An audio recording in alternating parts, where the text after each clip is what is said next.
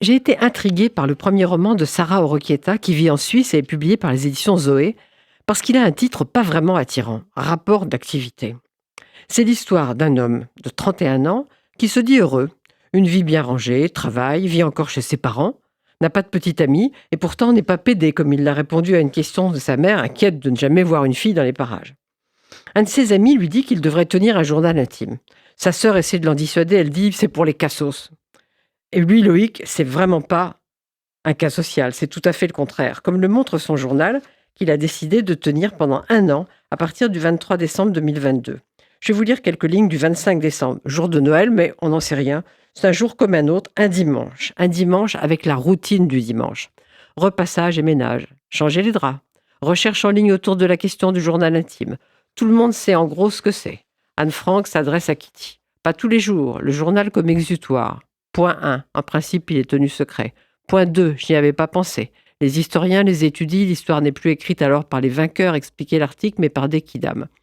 Mon journal n'est pas un secret puisque Steve m'en a donné l'idée. Et exutoire de quoi? Je ne suis pas caché. Un journal de bord, d'après Steve. Je crois que je comprends le point de vue de Marion, les cassos.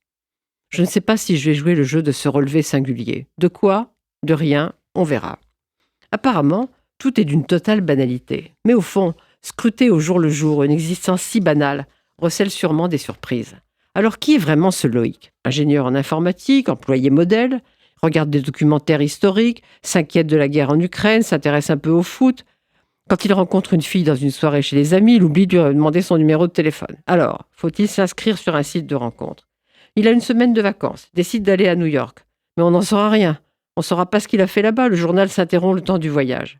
Loïc est un anti-héros qui devrait être vraiment radicalement ennuyeux. Eh bien non, il est plutôt attachant. Pourquoi? Déjà parce que Sarah Okieta a une voix, vraiment une voix.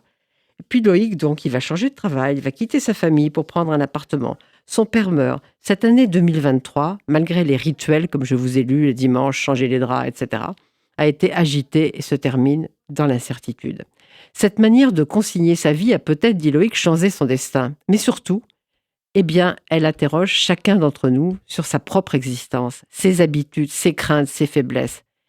Et au fond, ce livre, Rapport d'activité, aux éditions Zoé, est angoissant finalement, car à travers lui, Sarah Oroquieta nous pose à tous une question. Que faisons-nous de nos vies?